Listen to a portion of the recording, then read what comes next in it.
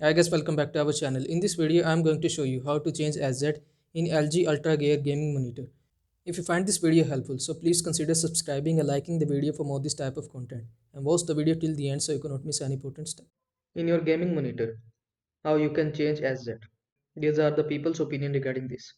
Go to settings, then go to display, then go to advanced display settings, then go to refresh rate or display adapter settings for display 1. Monitor screen refresh rate. It does not show in there, maybe is due to the cable. HDMI might run on 120 SZ and DisplayPort might allow you to use 144 SZ.